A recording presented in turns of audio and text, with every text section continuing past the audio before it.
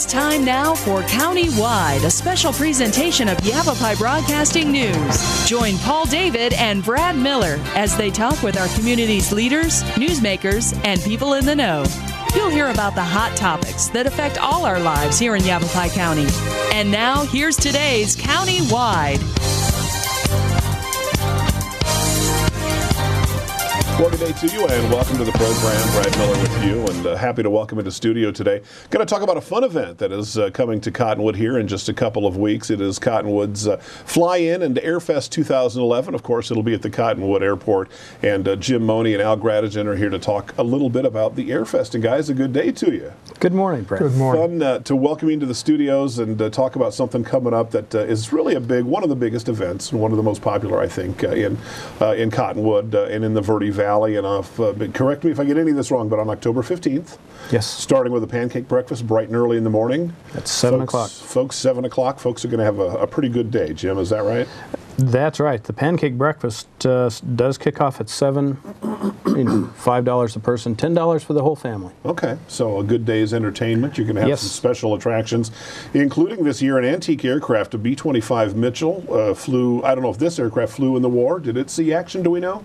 This did. This one did, yes. And it'll be there, and it's been, we'll have the guys kind of explain it in a moment, the restoration, but this one is airworthy. It'll fly in. You can even take a ride in this one, so we'll talk about that. Certainly going to be a huge feature of this year's Cottonwood Airfest coming up on the 15th.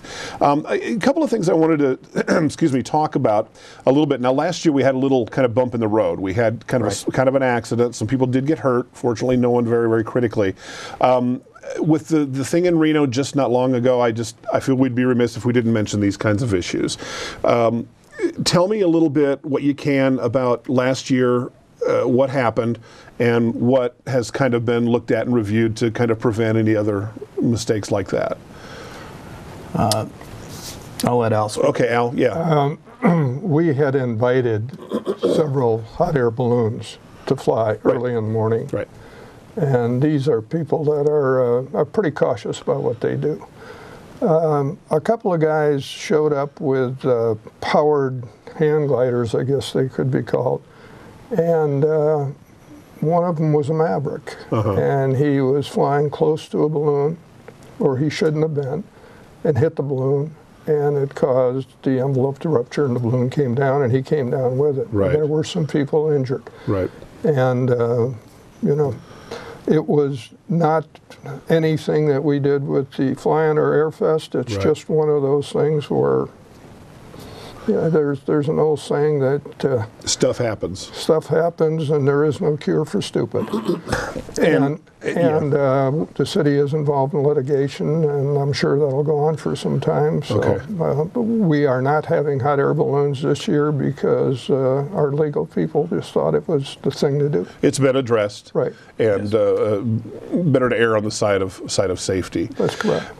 This terrible tragedy in Reno at the air race. Your event's very, very different than that. First of all, I think we should say, but just you guys are air guys, you're airplane airport guys. Tell me a little about what that meant to you. The airplane that crashed was a World War II vintage P-51, and these airplanes were built to fly at a certain speed, and obviously they flew in combat, so they're pretty tough airplanes. But over the years, they have modified these airplanes greatly to go faster and faster and faster. Yeah. And what happened to the airplane in Reno, he had a failure. He actually lost the trim tab in his elevator. And that caused the airplane to pitch up abruptly. And they estimate, NTSB estimates that the pilot probably had a 10 to 11 G load. Now, stop to think about this. Air Force fighter pilots who are in G suits will black out above 9 Gs, and these are guys that are 30 years old. The pilot of this airplane was 75 years old. Yeah. And he blacked out. The airplane, because of loss of this trim tab, pitched up, pitched over, and came straight down. Wow. And it unfortunately didn't happen on the back side of the course. It happened on the front side of the course where people were. And there's always been that threat at Reno because you are operating and such thin margins. And what will happen from this, who knows, but I'm sure there'll be some ramifications in the future air races at Reno. It sure sounds like it. The planes want to go faster. It is a competition. The crowd wants to be right in the middle of it, and unfortunately we had this. Jim, the event, the Cottonwood Airfest, is nothing like an air race. Not at all. It's as different as night and day, isn't it? This is really a fly-in. Pancake breakfast fly-in. Tell me what a fly-in. Tell me what a fly-in means. An excuse for pilots to go somewhere for breakfast. It's the proverbial $100 hamburger that you can have a $5 breakfast. Yes. Now, if I understand, we've talked to enough pilots over the years, it doesn't take much for you guys to get out there and want to get in the air. A $100 hamburger is a great lure. Any excuse will do, Brad. Well, but it kind of shows the camaraderie that so many folks in our area, I don't know if it's just because of the weather or what exactly it is, but we have so many folks that are in airplanes, big and small, that enjoy recreational flying in our area. Yes. And that's who's going to gather at this event. Is that right? Yes, and it's also an opportunity for the folks of the Verde Valley to come out and visit the airport, see what's going on. We're going to have a lot of activities going on all day long. But it's a great time to see the airport, and a lot of folks don't go out any other time. And I want to talk about that. Cottonwood really doesn't have commercial flights like you think about even Prescott or Flagstaff say. And unless you're a pilot, too many of us, I think, maybe don't really have much of a Cottonwood Airport experience. Right. And this is a good way to kind of change that around, find out what you do offer and what it's about. Right. Yeah. Let's go ahead and do this, take our break just a tiny bit early, because when we come back, I want to kind of mention the star of our show. Okay. You've really rolled out something interesting in the form of a vintage World War II aircraft that will be featured at the Cottonwood Airfest. It comes up on October 15th, and we'll come back. We'll talk with Al and Jim a bit more about that on Countywide right after this. 1, 2, 3, 4. The best songs ever made. Oldies Radio KKLD. I see the red moon rising. The greatest hits from the 60s and 70s. KKLD. 95.9 KKLD The Cloud. Playing the music you sing along to. Northern Arizona's KKLD, the songs you love. Raising a child means working with partners, people you can rely on, for expertise, advice, and support. But when drugs or drinking enter the picture, who do you turn to? Well, there's help for that too. The partnership at drugfree.org. You're not alone. Fire can happen at any time. What would you try to save?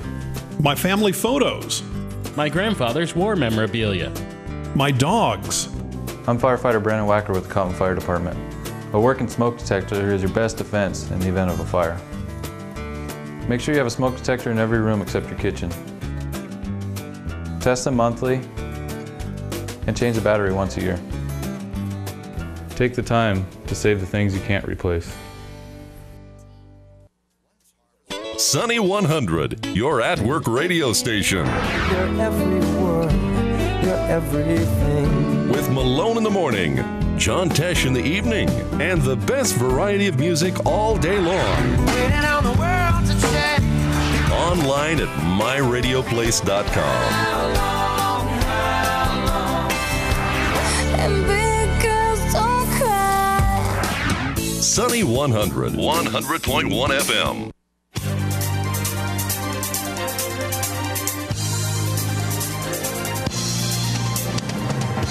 Welcome back to the program. Jim Moeny and Al Gradijean, our guests today. We're talking about the Cottonwood Airfest. It comes up again on October 15th.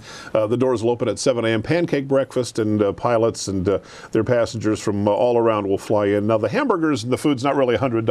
No. We're factoring in fuel costs for the pilots that want to do those kinds of things. But there's going to be plenty of food and all those kinds of things for everybody else. But some classic cars, airplane rides, hang gliders, kids hangar, barbecue, and just on and on and on. All kinds of vendors will will be part of this. But to me, the big thrill is going to be the World War II aircraft that you've arranged for. Jim, tell me about this. This is a B25 Mitchell from World War II. We all know about Pearl Harbor.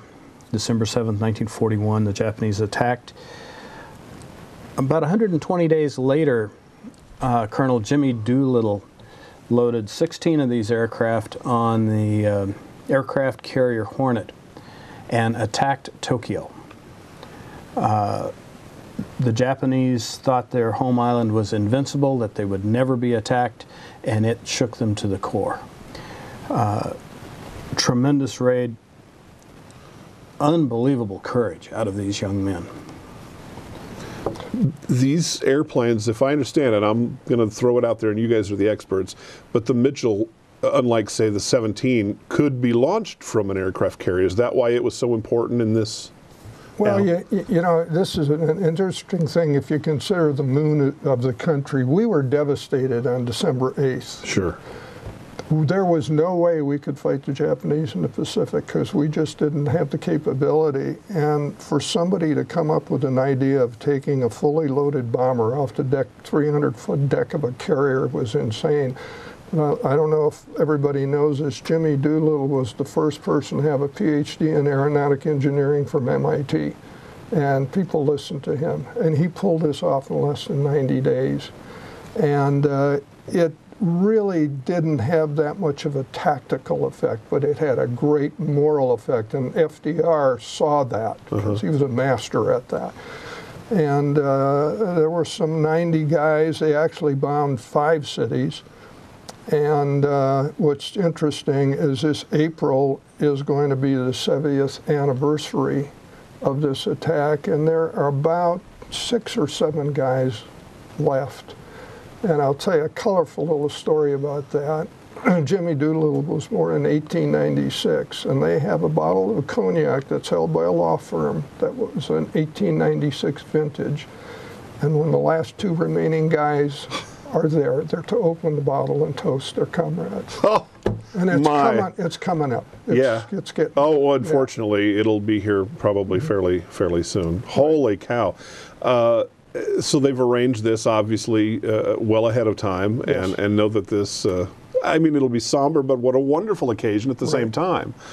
Literally, you can take a walk through this piece of history, Jim. This Mitchell, this B25, will be so that folks can go through it, right? Yes. You can get inside. They will offer tours of it. They have small charge for that, and they're also offering rides in it. Oh, really? Okay, yes, all right. You can purchase a ride in the B-25. They're also bringing a C-45 Beechcraft that they will be offering rides and tours also. Okay. So it's not often we get to actually kind of step into this. No. It strikes me, and I've gone to a number of programs, shows like yours, and I've been actually in this plane you're talking about, this B-25. And my generation and even the one above me, we watch the war movies and you think you get an idea.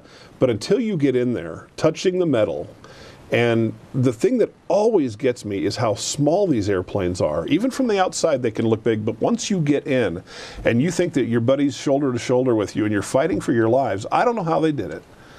I just can't imagine where it came from that 20-year-old kids, Al, could jump into something like this and save us, basically. You're right. They were 19 and 20-year-old kids. Yeah. And, what we did in a course of 5 years in the Second World War is just miraculous. We owe them a great debt, these young men. The other airplane that's going to be here is a C-45, which was in civilian version, the Twin Beech. And that was the primary advanced multi-engine trainer for all of the bomber pilots. It trained all the navigators, and it trained all the bombardiers. In fact, I've flown those airplanes. The last time I flew one was, I think, 1969. Is that right? Yes. Flying a twin engine is very, very different than flying a single engine. Is that right? Or? It's different. It's just, I don't know if it's very different. It's just a matter of training, like everything else. you think about, you hear so often in these stories, we talked about these pilots and our World War II warriors, all of them being very young, typically, and that not only had a lot of them, they didn't know how to fly twin engines, they didn't know how to fly a plane that size, they didn't know how to fly at all. They were learning, a lot of them had never flown until they joined the service to get to where they are now, and it just staggers my mind to think about that they, the jobs they were assigned are just unbelievable. Well, what a lot of people don't know is many people were killed in training accidents in the Second World War as in combat. Sure. Because these were young kids, they had no background in aviation, they had a love for aviation. And there was, we had an agenda to do so much so fast that mistakes were made. And if during peacetime Doolittle had proposed launching these aircraft off of a carrier, it literally wouldn't have got off the ground. People said, "You're nuts! Why?" Yeah, they probably would have put him in a padded room. But it goes to show that, I guess we could call it desperation, that we needed to strike a blow, and he figured a way to do it. And that theme, if you read your history, is all through that war and probably every conflict. That kind of mother of invention, the necessity. Extraordinary. The B-25 will be there all day. Does it land during the show, or will it already be on display? It will be there. It'll be on display. It'll come in Friday afternoon. You'll hear it. Believe me. Yeah. And it's something to see these planes. It just, it puts a lump in your throat every time. So let's go ahead, guys. We need to take another break. There's more to talk about when we come back. Our guest today, Jim Moeny, Al Gradijean. And coming up on October 15th is the City of Cottonwood's Airfest 2011. Airfest and Fly-In. We'll talk more about it when we come back to Countywide.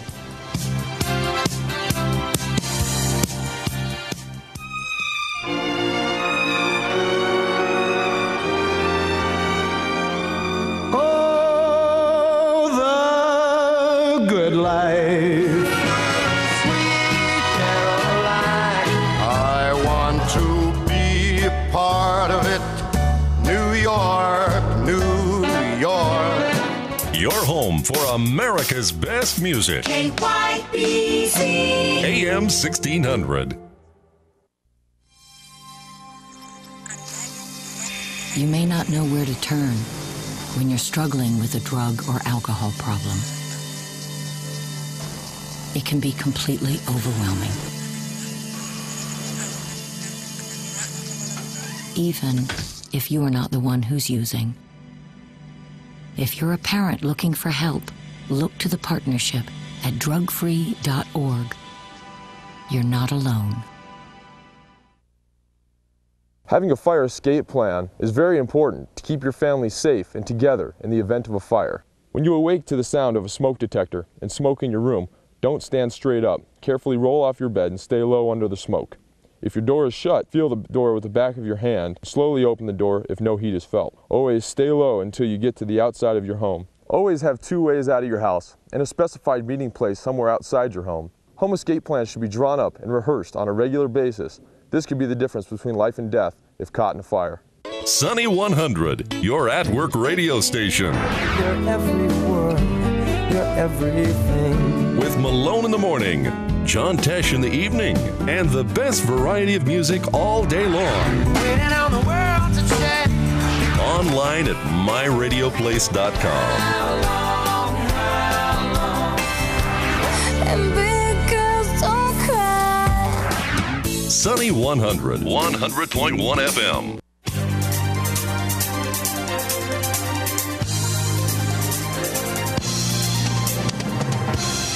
Welcome back to the program. Our guests today, Al Gradijean and Jim Moeny, talking about the Cottonwood Airfest. We'll go through the bullet points again in a moment. The date is October 15th. Gates open at 7 o'clock. We'll tell you a little bit more about those things. But one thing, the guys out in the studio shot in here, when's it going to land on Friday? What time?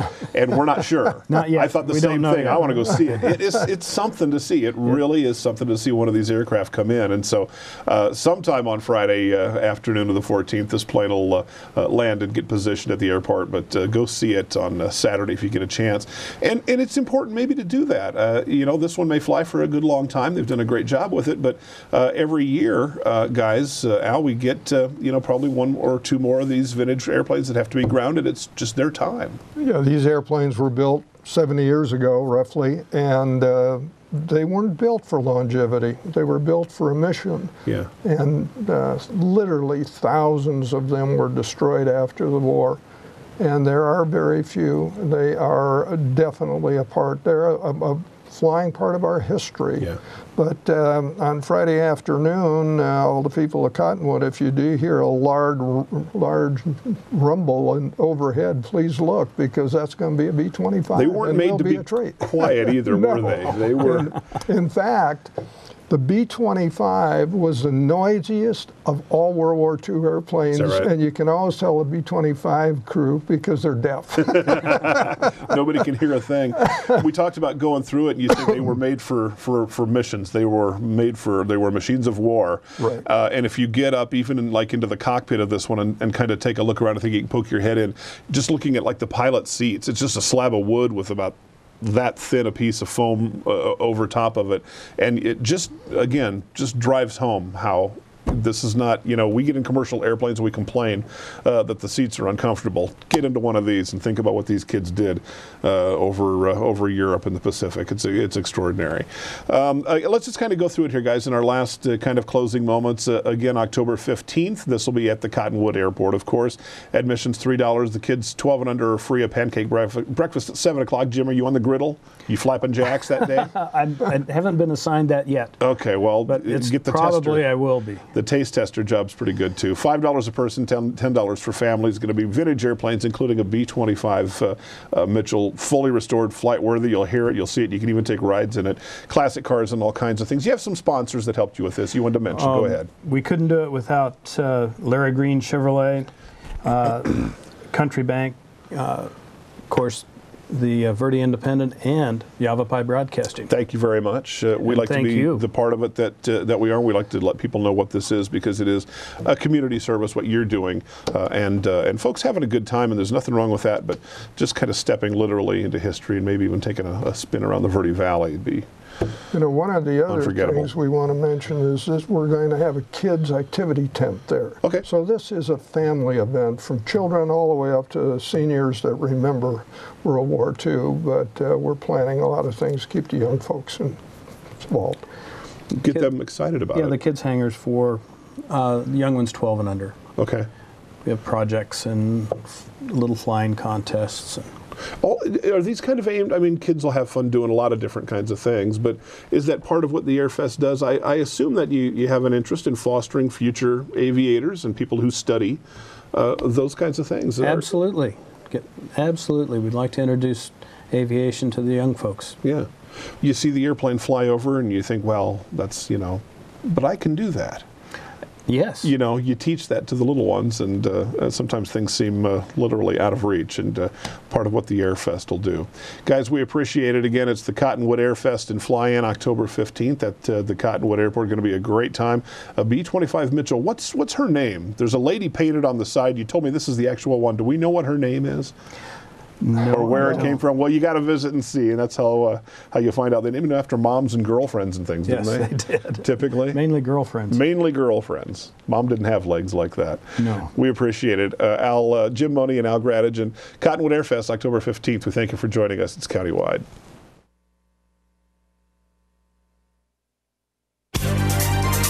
This has been Countywide, a special presentation of Yavapai Broadcasting News.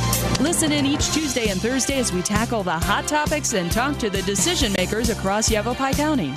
That's Countywide with Brad Miller and Paul David each Tuesday and Thursday on this Yavapai Broadcasting station.